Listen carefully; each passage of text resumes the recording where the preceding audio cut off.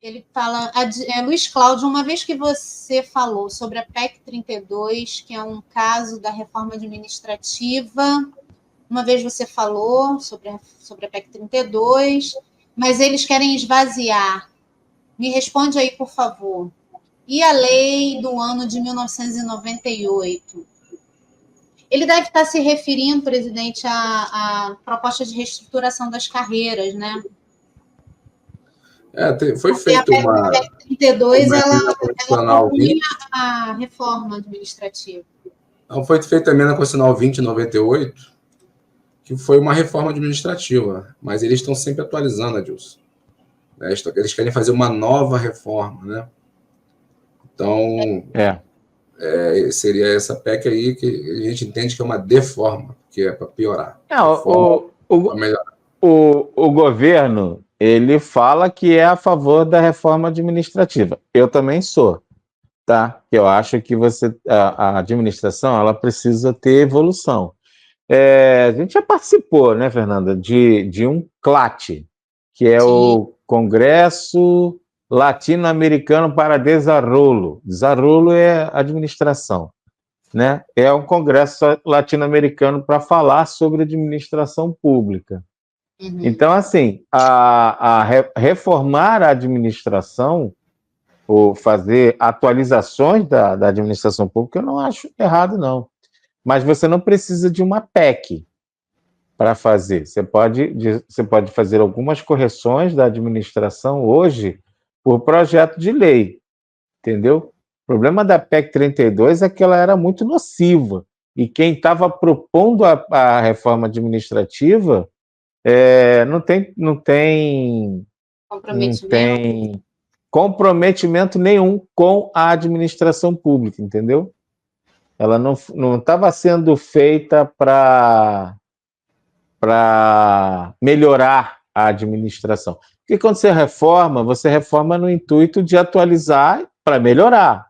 Atualizar conforme ela estava para piorar, aí não... Isso não é legal, não. É uma coisa que é interessante, a gente participou de um CLAT, você vê como é que as pessoas têm um pensamento equivocado, né? Que o americano, ele não fala de administração pública, não tem essas discussões. Não, o americano fala. Estados Unidos é o país que mais fala sobre administração pública. Ele mais fala sobre a questão do controle do Estado, tá? Que você abrindo mão da administração pública, você está abrindo mão do controle do Estado, que é isso que o Paulo Guedes, o ex-presidente, queria fazer. Participação zero do Estado em tudo. E não é assim que funciona. E assim, outra coisa é você gastar mal. Mas o americano, por exemplo, você tem ideia, quando a gente foi tem Salvador, que teve esse CLAT, CLAD. Não, CLAT é outra coisa. É que eu estou fazendo confusão aqui. Não, mas tem o CLAT também, que é pela CSPB, mas é o CLAD. É o CLAD. Eu até falei desarrollo, mas eu estou falando T aqui. CLAD. Nós participamos, o doutor Rian, foi uma semana e teve quase 700 painéis. Um ano antes, nos Estados Unidos, teve o congresso deles para falar sobre administração pública. Foram 2 semanas, 1.600 painéis. Entende? Você vê, um ano antes, nos Estados Unidos, e aí Estados Unidos, quando fala, junta Estados Unidos e Canadá, fazem juntos, os dois países falando sobre administração pública. E foram 2 semanas, 1.600 painéis. É assim, algo assim, você pode imaginar, de grande, porque os Estados Unidos têm uma preocupação séria com a administração pública. Entendeu? A gente teve esse momento interessante e depois nunca mais se discutiu a administração pública. Por exemplo, os 6 anos da ex-presidente Dilma Rousseff foi zero discussão sobre administração pública, zero. Juntou com 2 anos de Michel Temer, zero. menos 4 anos de Paulo Guedes como presidente da República. Então, bota aí 12 anos sem você ter discussão sobre a administração pública. Discussão mesmo, entendeu? Mas, enfim, já falei demais. Vamos seguir. Presidente, tudo isso que você está me falando me lembrou a matéria que você me mandou sobre a agora, que foi publicada em agosto, dia 13 de agosto, que fala da reestruturação das carreiras no serviço público. Eu imagino que o Edilson também esteja se referindo a isso. O futuro das carreiras, né? A gente conversou rapidinho. Que a matéria das metro? Das metro, exatamente. Em que a portaria já prevê já tem essa proposta, né? De reestruturação das carreiras, da redução, enxugamento, né, da quantidade de carreiras. Então, seria quase que um pontapé inicial para a reforma administrativa, só que fora do legislativo, né? Quando eu falo que eu sou a favor da reforma administrativa, é exatamente sobre isso que acontece hoje no serviço público. Você vê, a gente estava na discussão pleiteando para ser correlato à ciência e tecnologia. E aí eu sempre falo isso na mesa e dou esse exemplo, e até porque a carreira de tecnologia militar ganha GQIRT e tem salário igual à ciência e tecnologia, por conta disso que eu vou falar aqui agora.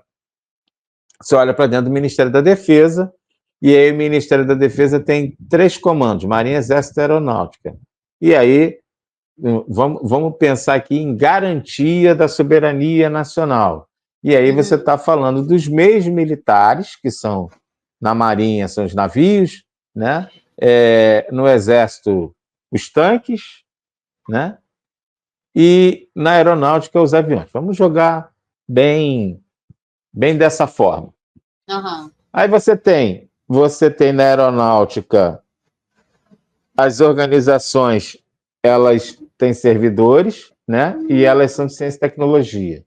No Exército, as principais organizações que fazem esse papel aí de manutenção, construção e reparo dos meios militares, aí no Exército até dividido. Mas as principais organizações de tecnologia do Exército estão na carreira de ciência e tecnologia. E da Marinha, algumas organizações, mas as principais organizações da Marinha estão na carreira de tecnologia militar. E aí a carreira de tecnologia militar começou como tecnologia naval, depois virou tecnologia militar, e aí você tem organizações do Exército e Aeronáutica. Não faz sentido você ter carreiras distintas para comandos diferentes, entendeu? Uhum. Não faz sentido. Não faz muito sentido isso.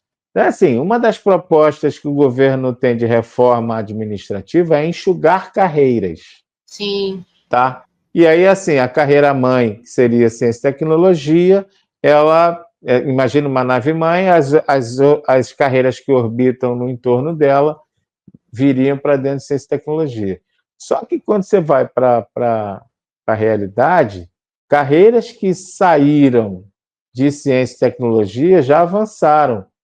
INPI, que é o Instituto Nacional de Patente Industrial, se não me engano, e Metro, que são carreiras ligadas aí ao Ministério da Indústria, cujo ministro é o vice-presidente da República, Geraldo Alckmin, elas avançaram.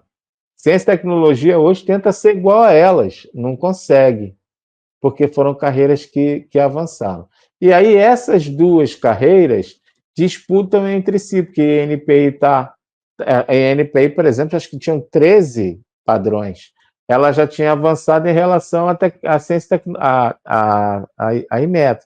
Então, o Inmetro buscava se equiparar com INPI. Uhum. Ciência e tecnologia buscava se equiparar a essas duas. E nós buscando equiparação com ciência e tecnologia. Você vê como é que é um bagulho doido? É assim, O governo dizia, né, na reforma administrativa, que ele pegaria essa nave-mãe Ciência e Tecnologia, ela voltaria a ser uma carreira única e todo mundo migraria para dentro dela. Mas será que o pessoal do INPI e das Metro quer? Não querem.